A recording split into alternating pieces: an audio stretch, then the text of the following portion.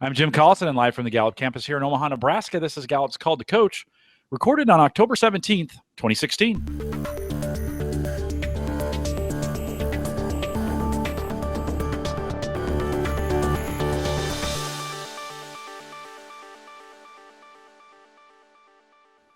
Called to Coach is a resource for those who want to help others discover and use their strengths. We have Gallup experts and independent strengths coaches share tactics, insights, and strategies to help coaches maximize the talent of individuals, teams, and organizations around the world. If you do have questions during the live webcast, we do have a chat room that's available for you.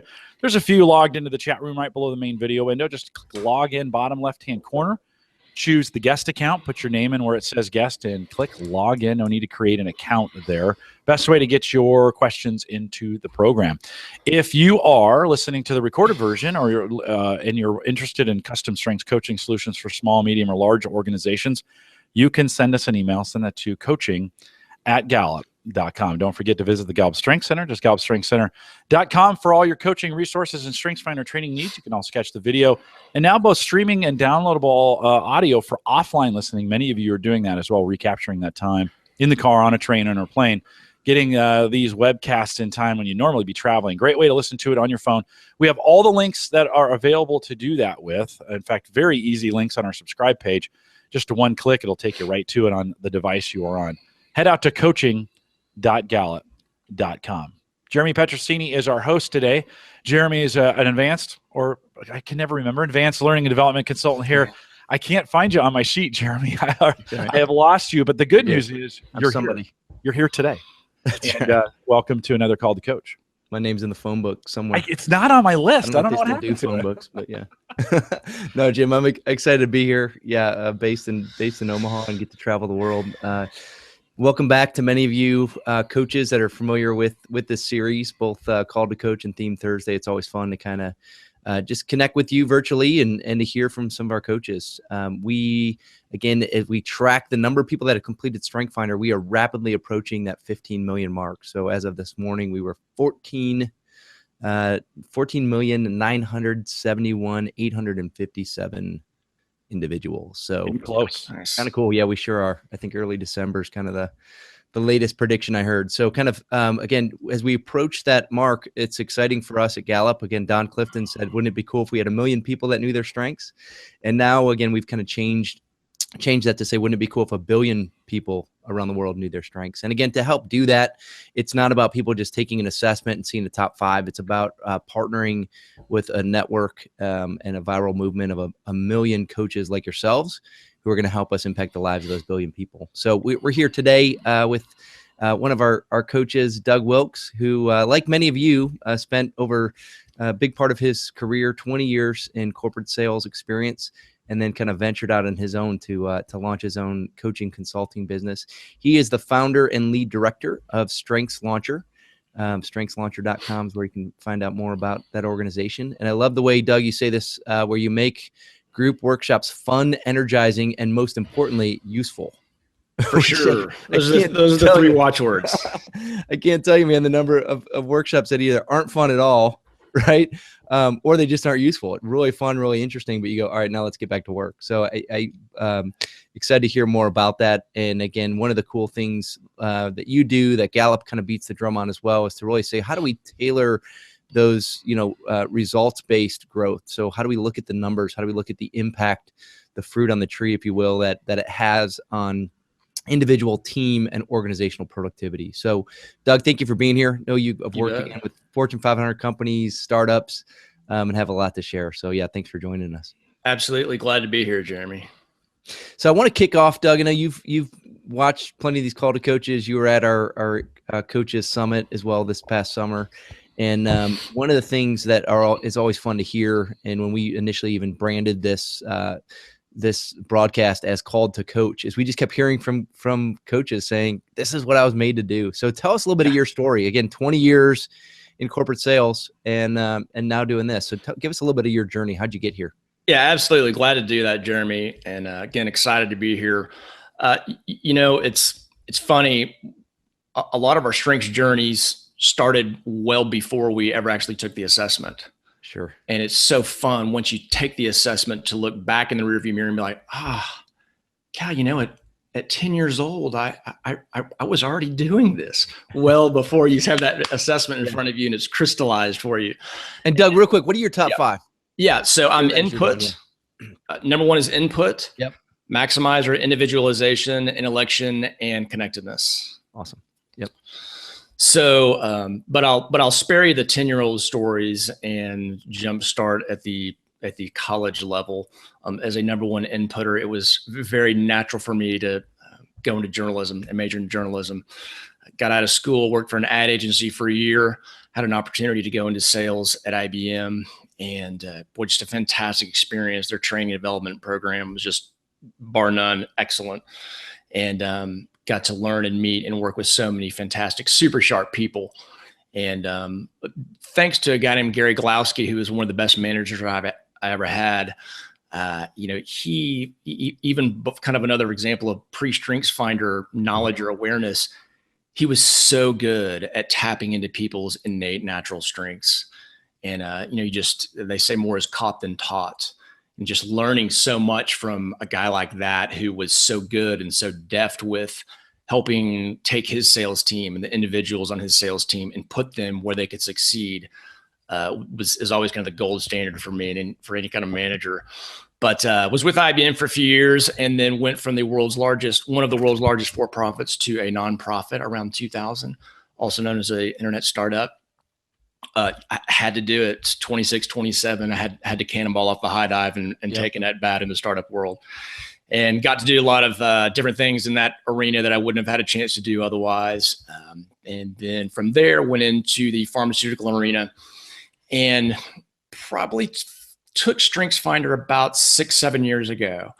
And when I, in a sales career, when you're trying to connect with people on a daily basis, it's as if the scales drop from your eyes, personally, internally. But then, as most people on this call probably know, boy, when you're interacting with other people, you start to pick out, oh, maybe they have this talent theme, maybe they have that talent theme. Mm-hmm. And when you start to apply that just personally and professionally in your own life, much less what you have to do to succeed in whatever vocation you're working at, it's so powerful. And then I guess just fast forward to October 2016, about just under 3 years of starting my own coaching practice, of seeing that, seeing all of the power of StrengthsFinder, and when you channeled people just 2-3 degrees sometimes to a way of thinking, feeling, and behaving that they just setting them up for success. It's worth its weight in gold, and to get to do that every day. It's like, I always say, when you get to make your work play and your play work, it's just icing on the cake. Mm-hmm. So super fun to get to do that every day in my little corner of the world. I know you mentioned, and just as you were interacting with people at the summit, you were saying people were asking you, maybe they're a little bit further behind you, going, all right, I've got the job, I'm thinking the coaching practice, what do I do? And you said the only regret you had was not starting sooner. Tell us a little bit more about that. I think there's a lot of people out there that go, I got to get clients first, or I got to get. For sure. Yeah. And I guess, it's going to be really cool to see the Gallup Exchange take off in that vein. Mm-hmm. There's so many talented coaches out there. And those numbers are growing and growing. And just as a strengths advocate, the entrepreneurial side of it has always been fun and energizing for me. Yep. And yet, even going through training back in April 2014, I remember Kurt saying, people say, hey, Kurt, why don't you start your own business? You could do this on your own. He's like, I get to wake up every day and look at my calendar and coach. Yeah. Like, that's it for me. Those are the golden keys. Yep. And back to the summit line, it was for sure, there's so much passion and coaching passion and strengths passion in Omaha for those few days. And a lot of people really wanted to talk about kind of the business component to it and the entrepreneurial component to it. Just for me personally, I said it, but my only regret was that I didn't start sooner. And my only advice to people, if they're still kind of sussing out where they are and where they want to go, and do they want to maybe start a coaching practice full time, just start it on the side. It's one of those easy things you can do that just carve out time in your schedule, and get a few clients and work with them, and don't feel like you have to go from your full-time job to quitting your full-time job to starting a consultancy. Do it on the side for years and get used to it and get those snowballs rolling down the hill a little bit. And then if you decide to take the plunge, go for it. Gallup has so many good resources to help the coaches out in that vein. One of them being for sure the exchange, which I think will add so much value. And I'll just chime in on that too, for any listeners out there that aren't familiar yet with the exchange. It really is a cool opportunity. And I like the way you said this. Like if part of your advice to others is just start small, start doing something. We've kind of equated it. Paul Allen, who's our strengths evangelist, equated, the Strengths Exchange, which is a web-based app.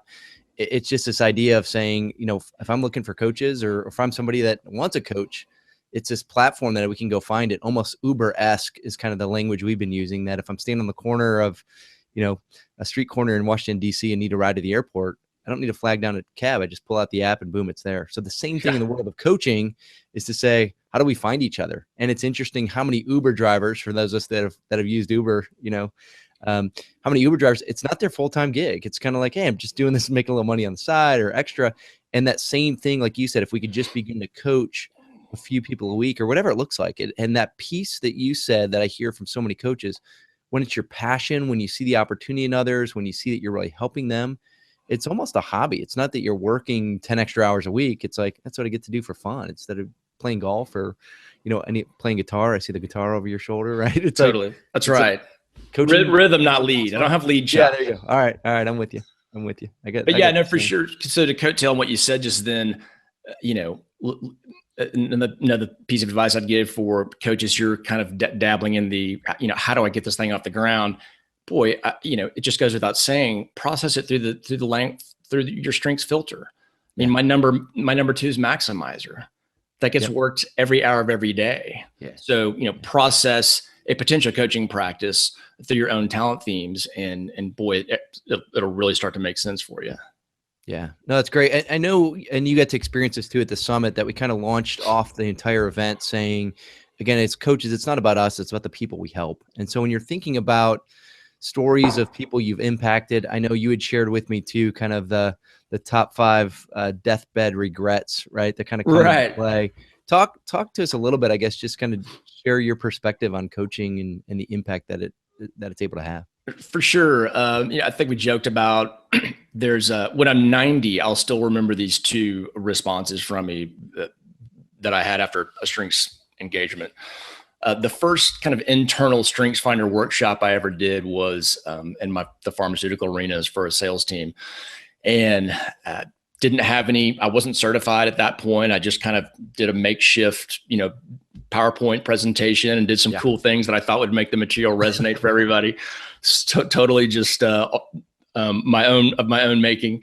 And afterwards, a highly accomplished, highly tenured sales representative in their late 40s, early 50s said, I think that's the first time in my life anything anyone's ever gotten me.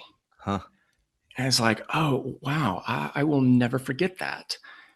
Because if we think, wow, how can someone so accomplished and so tenured and so experienced and so successful in their role for the first time in their lives, take the Strengths Finder assessment, unpack the information for a few hours and say, she was married with 2 kids. Yeah. It's like, oh, wow. This is the first time that I feel like anything's ever, I'm registering in this world. So I'll never forget that. And the second quote I'll never forget is about a year ago, I was coaching a guy and walking him through his Strengths Finder themes. And he was recently engaged of about a month or 2. And we just unpacked his talent themes over lunch. And he said, Doug, I think you just saved me 40 years with my wife. And I was like, and I'll take that, Jeff. I'll take that and never forget it. And the thing is, as we all know, in any kind of couple dynamic, Jen could have just as easily said that about him, right? He understood and processed her differently and in a superior way because he understood his talent themes better and how he communicated with her, and vice versa with her to him. So I was like, when I'm 90 on my deathbed and there, and I'm having flashbacks and reviewing my life, I was like, those 2 quotes are probably going to jump in my head for sure. But yeah, those deathbed regrets are kind of another just 5 touch points of making sure that we are, living the best life we can. We can kind of clip through those if you want to. Yeah, let's do that. Cause I think for some, they may be familiar, it might be brand new, but I love hearing again from coaches, what are those different kind of constructs, tools, approach to how we're helping people. So yeah, talk through kind of those. I stumbled on this a few years ago, and the backstory quickly is in 2009, there was still is a hospice nurse, Australian hospice nurse named Bronnie Ware. And she wrote a blog post just on her personal blog about the top 5 deathbed regrets of her hospice patients. And I've known those for a few years and processed them and thought through them, and, always making sure, hey, am I trending, am I trending in the way that I want to, professionally, personally? And I revisited the deathbed regrets kind of through the lens of strengths. And I think that little wrinkle may cause a little bit of perspective building for the audience, hopefully. But the first one, the first deathbed regret was, I wish I'd had the courage to live a true life to myself, not the life others expected of me. And boy, when we're thinking through the lens of strengths, all you have to go to is the 70% of the workforce is disengaged. And as a maximizer, among other talent themes, that's just criminal. We spend so much time of our lives at work. And if you don't get to do what you do best every day, that's not a winning mission. Yeah. And if folks can, it's so easy to get fired up about this from a strengths advocate perspective. But if folks can just harness their talent themes and develop them a little bit and grow them a little bit and focus them on their work, that's a fail-safe way to make sure that you're living a life that's true to yourself.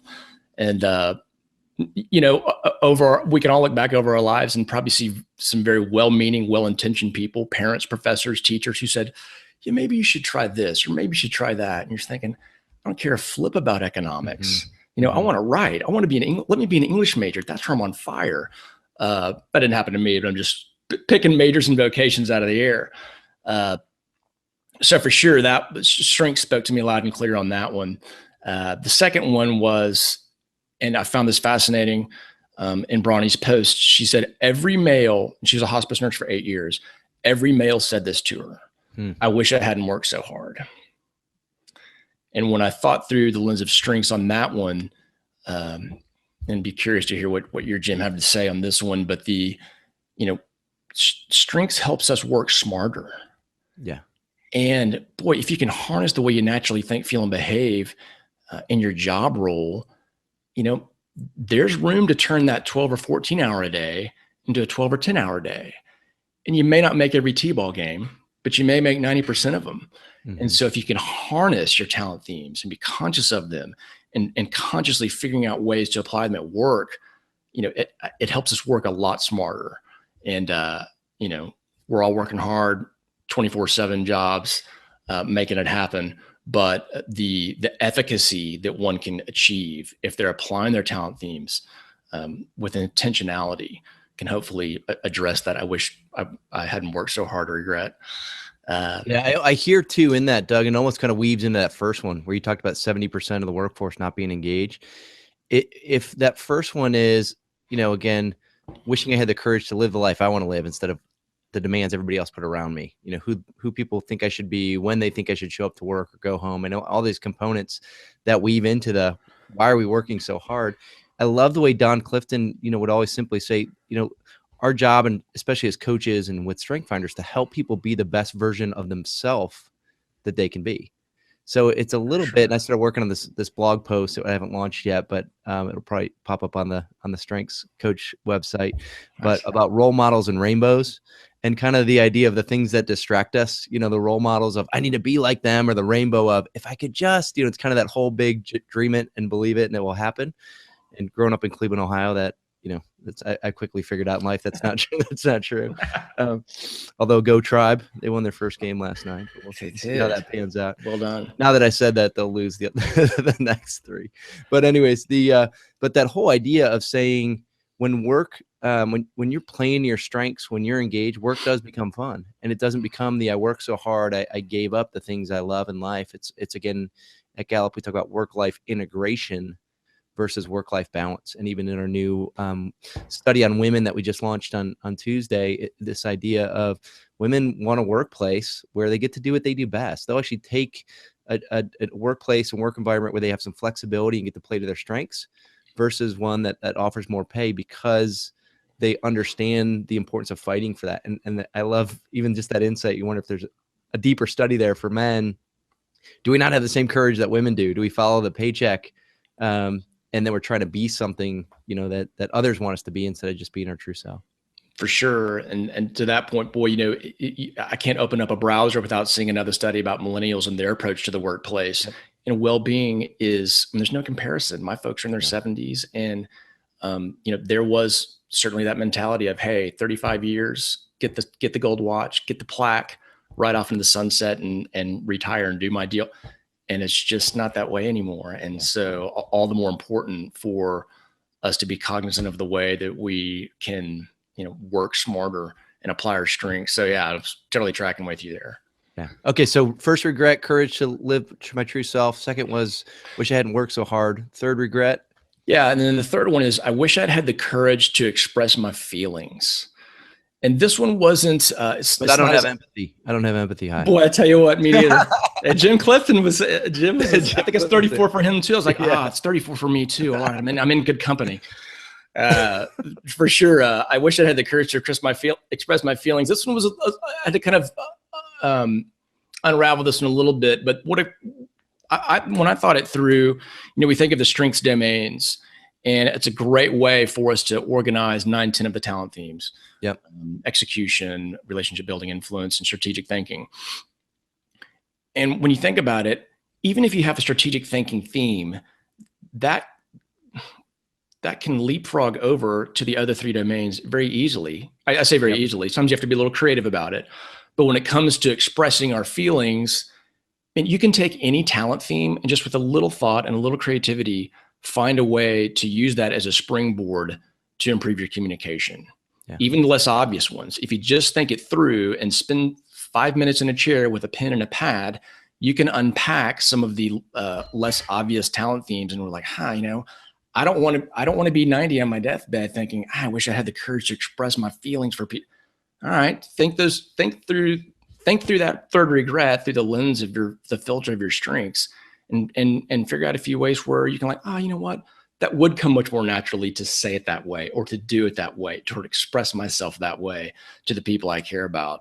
So yeah, the strengths domains really kind of percolated up for me when I thought through that expressing oneself. Yeah, I like that. Regret. Yep. And again, kind of thinking that and Jim, you can chime in on this too. I know you and Mike want to do some work around domains as people have kind of, I think, unintentionally misused them. And they again jump to I don't have any strategic thinking. But part of it, and this as a coach, Doug, doing what you just said is how do I use my thinking themes even to make me more intuitive with my own feelings or other people's feelings? How to use my achievers. You and I are getting things done together, those executing themes to connect with people. And I think that, again, so many of these regrets go hand in hand. Express my feelings of dissatisfaction with my job. Express my feelings of, I don't feel like I'm living the life I was meant to live. All of those pieces at play. But Jim, I know you've seen some of that too with the domains. Yeah, we see that. We see people jump into domains first as opposed to really digging into the themes first, right? Let's really get a good understanding. And then we see a lot of, I have this, so many in executing and so many, and it's kind of a roll up. It's too soon. Like if you haven't spent time in the themes first, don't jump up to the domains right away. And really, we design those as leadership, right? Those were kind of built for leaders in looking at their groups, not really designed at the individual basis. I will say, Jeremy, a little bit of theme bias sometimes, and you expressed it when we talk about feelings and empathy, right? And I think people feel like, I don't have empathy, I don't have any feelings. And I think we all come with the same amount of capacity for feelings. And empathy is one way for us to discover those feelings in other people. But there are plenty of ways for us when we think about, and Doug, I love the way we kind of focus on this through the lens of strengths, is I think this is a great question. How do I express my feelings through my themes? What do those look like? I don't know if we spend a lot of time thinking about how that works for us in our productivity standpoint, but we miss the emotional element of it, right? And so I think we could spend a whole session thinking about the emotional wellness of our own feelings, seen through the lens of our strengths. And I think people need to get in touch with that. Empathy or no empathy. Yeah. Find somebody with empathy and they might help you get there, right? The key on that too, the regret piece, is I think the regret's less about the feelings and it's more about how do I express them, the courage to express them. Because it's like the most intellectual wired person has feelings, like you said, Jim, but how do I express them? How do I get those out? And use my strengths to do it. I think is great. For sure. And Jim, what you said resonated with me when we think through, we do so often, I'm guilty of it as well, thinking of my talent themes through productivity. It's like, okay, great. How can I connect this dot to the end result?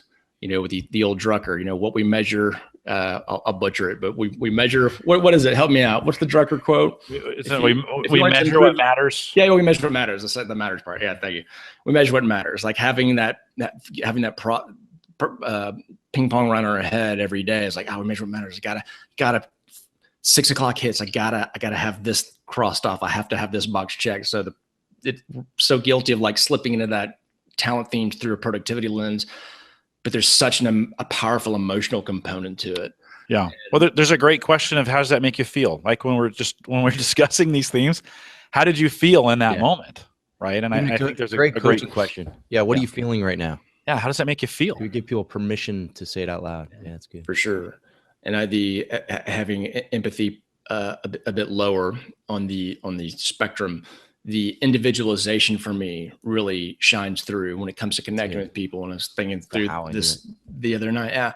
If you have individualization, there's a probably pretty strong chance you can remember conversations from years ago. Like, oh yeah, that's where I'm going to get that person for their birthday. Mm-hmm. And they'll say, how did you, this was a decade ago. How did you remember that purple was my favorite color? And I really loved, elephant figurines or whatever. So random, but that individualization is in play.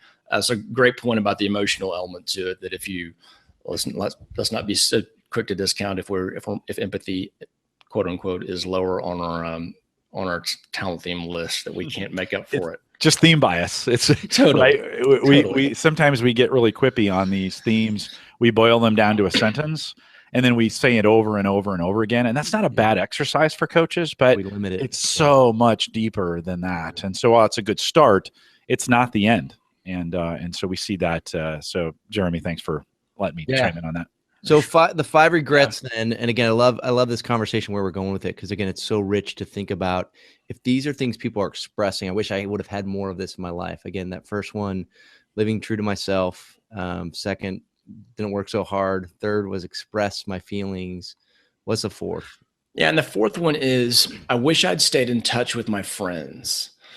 And within the past week, I read this hilarious article by a guy who used 2009, if I'm not mistaken, as the touch point for when text messages started to eclipse phone calls. Okay. Yep. And how he lost track. Up until that time, once or twice a year, he reached out and caught up with a college buddy. He wasn't best friends with him, but it was just a check-in. Hey, how's the family? How's work? Oh, great. You're in Indy now. Cool. I'm in New York. And when that, he said, I've looked back on 2009, he ran into this guy at a wedding. He's like, I haven't talked to Ron in years. And so when I think through that regret, I wish I'd stayed in touch with my friends through the lens of strengths. And you can apply this concept to multiple areas of life, but specifically for this fourth regret, it's like, find a way to gamify your talent themes. And that when I say gamify with folks, it's like, okay, hey, you've over the years, you've played X amount of hours playing Angry Birds. All right, let's take that same mentality and that same fun and apply it to something a pinch more productive, right? And so, you think about it, you can easily just, hey, birthday's an easy one to reach out and catch up with somebody, or, some other point in time, throw on your calendar every 6 months. And I know this is a very generic way to gamify something that you need to get done, but kind of that concept of gamifying our talent themes so that they're consciously in front of us in a tangible way, to help us better put them to use. It's like, oh yeah, man, there's for sure people that I don't want to lose touch with. So kind of that whole gamifying concept to, one person is putting in a calendar, one person is doing something else. But that was that one kind of jumped out at me on that fourth regret. Hey, can I throw something in here too on Please. these? Is I think living friendships in between the cracks in your life, and so it doesn't always have to be a big deal. You don't have to buy a plane ticket and travel somewhere and spend a weekend with them, right? It can be a 10-minute conversation. It can be a note on Facebook. It can be just a follow. I mean, I think Facebook has revolutionized the way we keep track of friendships. Without Facebook, I would never have the relationships that I have. I did my 30-year reunion recently, and it was awesome to see people that I've been following on Facebook and instantly start conversations like, oh, hey, I saw your son did, right? And you didn't have to spend all that time catching up, but that's kind of living life in the cracks. You know, just a little bit of time you get to kind of keep up with people, you know, a little comment back and forth to them is incredible. And I think it's a great way. We have the technology today to be able to do that. And it doesn't have to be the big deal like it used to be. And so I think connecting with those people in these short little bursts can be just as powerful. For sure. 100%. That's a great point, Jim. Thanks. There's a Gallup book that is probably lower on the read list for maybe some of our coaches, but it's a book we published called Vital Friends. I don't know if you've seen it, Doug, but it's one that came out. It's got a little assessment with it, so it lets you kind of bucket what types of friendships do you have, who are the champions in your life, you know, who are the people that are kind of those advocates. But it one of the cool things with the book, and we kind of wrote it based on a lot of pushback on our Gallup engagement survey of best friend at work. You know, do you really need friendship in the workplace? Do you not? What does friendship really mean? But it reiterates the importance of relationship. And I love in that book, Vital Friends, we actually conducted a study with interviews with people that were homeless. And they were talking about kind of one of the things that was most detrimental to their psychological well-being was the lack of friends and family. And that kind of their lowest of lows where they said, you know, when people, it's almost fine when people don't give me money, but when people on the street look at me like I'm a piece of trash and not a human being, where there's no level of connection on a human relationship perspective, that was kind of their low of low. It's kind of that whole idea of, as people, when we become too independent and we isolate ourselves and we resort to just text instead of phone call. I'm still trying to teach my kid that his phone, actually you can talk into it. Right. I call him, it goes to voicemail, and I get a text back. What do you want, Dad? I want you to pick up your phone. But it's this whole idea of saying, how do we stay in touch? I mean, even some of our newest research on performance and what managers can do, and you referenced it earlier, Doug, the millennials piece. Millennials don't just want a boss that they say, hey, you're there when I need you, but it's be more involved, give me in the moment feedback, be more of a coach, that like a sports coach that calls a timeout or grabs you by your face mask, say, here's what's good or here's what's bad. It's that element of let's have some kind of relationship connection. And there's different types of friendships, but I think even at the summit, you experience this, you meet people that have similar themes to yours or different themes, and you go, there's a connection here. And again, I love that regret of how do we be more intentional, I think is a key word I heard you say. How do we be more intentional with staying in touch with those people? Is it even the twice a year phone call or leveraging, Jim, like you said, Facebook to say, who are the people I haven't connected with in a little bit? And how do I stay in touch with those different types of, again, vital friends as we kind of talk about it from a Gallup perspective? For sure. And kind of a quick coda to what you just said. You know, you think about it, when we're using our talent themes, we're living in a way that's naturally the way we naturally think, feel, and behave. Yep. And so when we think of staying in touch with people that we care about and we love, it switches, it tilts that a little bit to, it's not a burden. Right. And I can easily see, I was like, I haven't talked to them. It's been months. And you're like, no, I'll do it next week. I'll do it Friday. No, it's if you kind of gamify it again, yeah, and start to intentionally use those talent themes, you shift it from, oh, this is just another thing I got to do, and it's not a burden. It's you're aligning it to the way you naturally think, feel, and behave, and it's staying in touch with people just makes it that it's that much easier, and it's not something it's not a box you got to check. Yeah, I love it. Be intentional, make it fun, right? The gamify piece, be intentional, make it fun. Totally. So, all right. So first four regrets, I'll recap again. Yeah. These are, again, people on their deathbed going, I wish I would have, but courage to live true to myself. Wish I had worked so hard. Courage to express my feelings. Wish, the last one we just talked about, wish I would have stayed in touch with my friends. And then the fifth, kind of the final regret in her list. Yeah, the fifth one is a biggie, and it's just simply, I wish I'd let myself be happier. And when I read that, I think back to, we all have that moment right after we took the StrengthsFinder assessment, and it's sitting there on a piece of paper in black and white or on a laptop computer screen. We're reading through it. And, from that moment on, for me personally, and I know so many people who've experienced the exact same thing, there's a before StrengthsFinder and an after StrengthsFinder.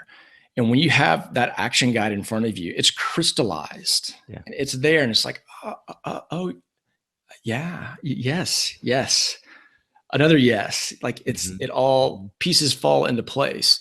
And I think, what Ted Williams hit 344 lifetime average. After I took StrengthsFinder and started using it to coach other people in different sales roles or leadership roles, StrengthsFinder, if StrengthsFinder was a major leaguer, it would bat 1,000. Like it never failed. It never fails to, in some way small, some ways big, change people's lives. And at the very least, if it's an individual, your self-awareness is going to uptick if you give it a chance. But then you expand that and you say, okay, well, what about teams? What about organizations? And I've always said, if when you get your people to take StrengthsFinder and unpack it a little bit, if all it does is increase the grace quotient of your organization by 5%, worth it. Yep. And so when I think through, I wish I'd let myself be happier. Boy, that's just as simple as living out our talent themes. Mm-hmm. And if we find ways to do what we're made to do, boy, the happiness follows. It's just a blessed symptom of that. Yeah. Yeah. It's interesting. That happiness piece, you talk about well-being. So much of that just, intertwines. And again, from a science perspective, we've purposefully said your overall well-being is more than just, am I happy? But it's that element of joy that comes from your life. By the way, happiness was a great way to sum it up when Dr. Jim Harder and I were stuck in customs and going into Canada, and they're like, what are you here to do and talk about? And he was trying to explain it, and I said, happiness. We've studied happiness, and we're sharing the results. That got us through. So it was like, I said, Jim, let the sales guy kind of let me summarize it. But how do they not let you in if you're there to talk about happiness? That's right, exactly. They're like, all right, come on in. But it's that idea of just saying, and I think even on people's individual discovery, and you can see the link of these together, that sense of community and friendship and feelings, and are we having more fun instead of feeling like we're working too hard? And are we, again, that quote again, being the best version of ourselves. I love the way that you kind of broke down these regrets to say, how do we tackle that? Because so much again of our job as a coach is to say, what's in your way? What do you want and what's in your way? And again, if we can filter that through the lens of our strengths, I think that's huge. So what other tips or tricks have you found that are kind of helpful that you feel like, that you've discovered that have worked for you that you could kind of pass along to the coaches listening in? Yeah, for sure. Always trying to make a point and resonate with the front of the class and the back of the class. And if there's some newer folks on here, I'd just say, commit with a capital C to your talents. I think we've all had conversations with people where maybe they took the StrengthsFinder assessment, they read it, they thought, oh yeah, I always like to read. That's pretty cool. And then maybe they put it back on the shelf. I'm like, no.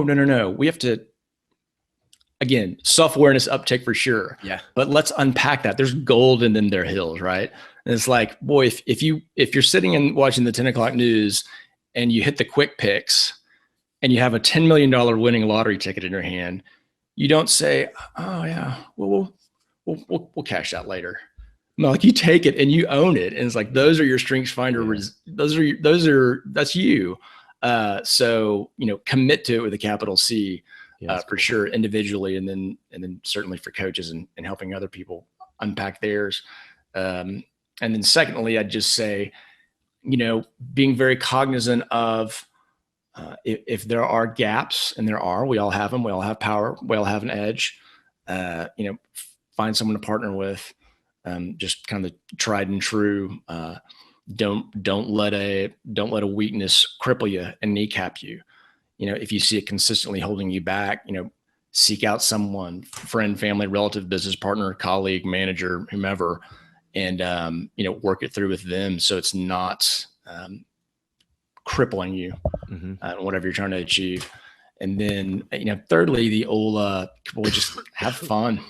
There's no wrong way to do this. You can't break it, So roll up your sleeves and own them. And, I always want to, it happens more with individuals, but I always try to plant the seed when I'm working with groups. Don't take the assessment, read it, and put it on a shelf again. I already made that point, but revisit it and go back and read through it. And, as a number one inputter, I'll nerd out for a second. And I don't know if anybody else does this, but, I have a few StrengthsFinder assessment reports, and I have a date, and it's like, you go through it first in blue ink. Okay. So that was the way I was processing. That was the way I was processing my talent themes in 2011. Mm-hmm. And then, you pick it back up and you go through it 6 months later, 12 months later, whatever works for you, use a different color ink and just watch that, we call it the strengths journey. Strengths is a river, all the metaphors. Like that's just such a powerful way to see how you have applied your talent themes in so many different ways over the course of, several years. So, yeah, for sure. Those are the biggies. That piece you're hitting on too, the permission to play, is how I'm almost hearing it and summarizing it. Is kind of, I was recently out in California at a communicators workshop, and they were just talking about, and it kind of resonated with me as a maximizer. I'm sure you and Jim as well, but they just said sometimes you've got something that is so good, but you just know it's not ready yet, or it's not good enough yet, or it's not.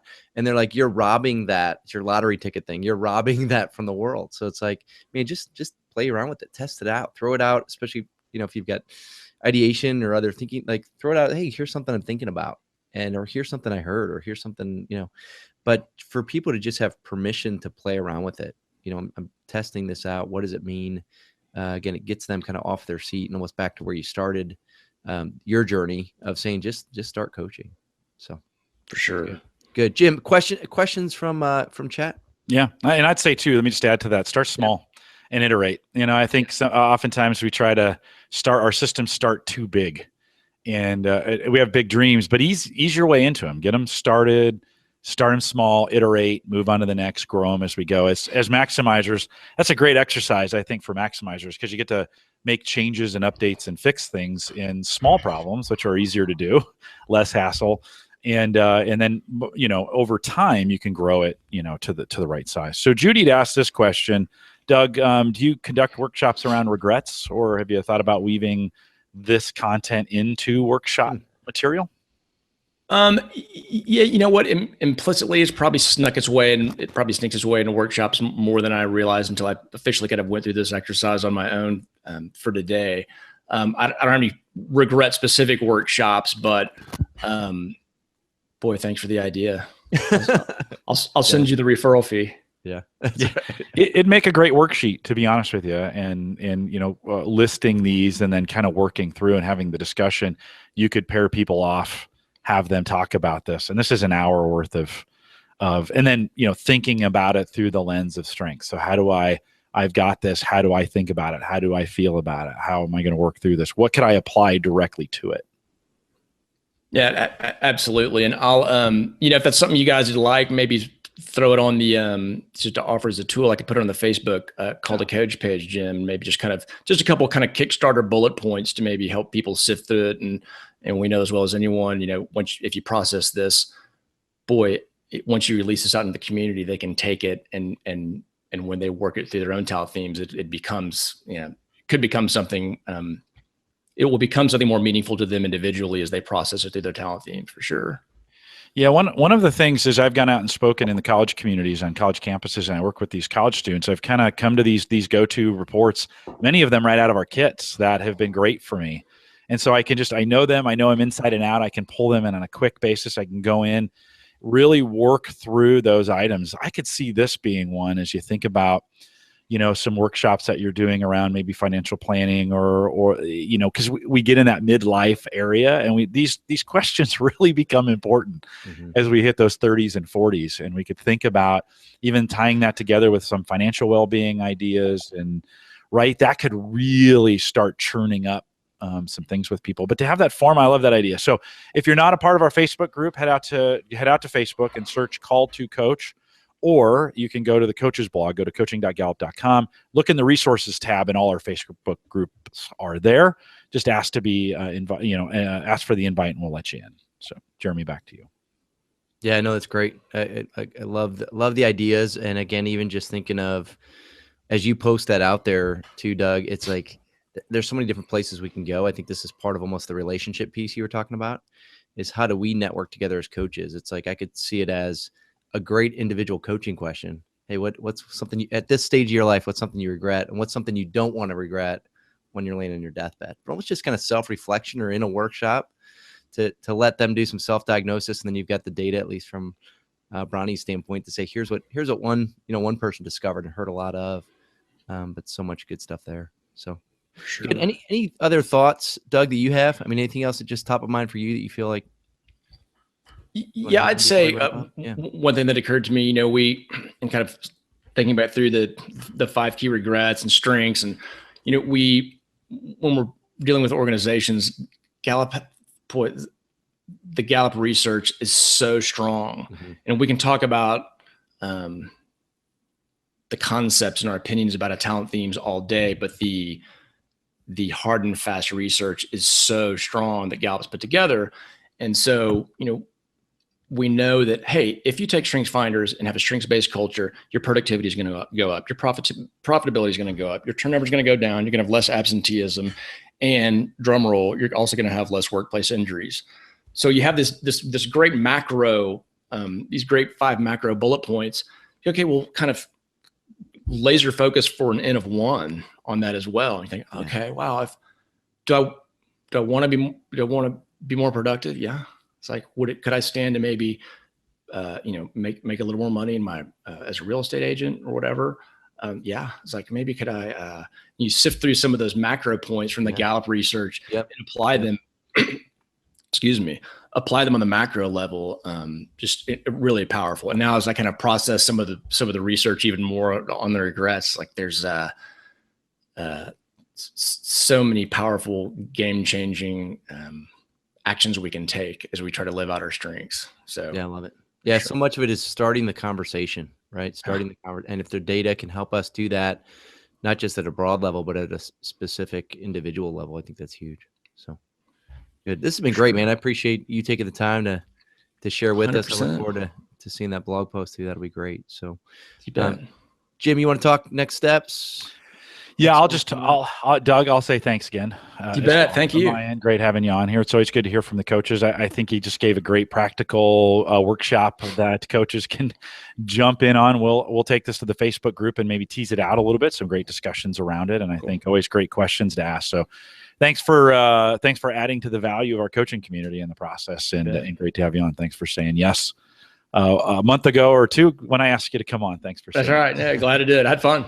Appreciate it. Remind everyone to take full advantage of all the resources we have available at the Gallup Strengths Center, just gallupstrengthscenter.com. Send us your questions, comments. If you'd like to be a guest blogger or provide some original content to us, we'll consider that. You can send us an email, coaching@gallup.com, put guest blogger in the address line, or in the address line.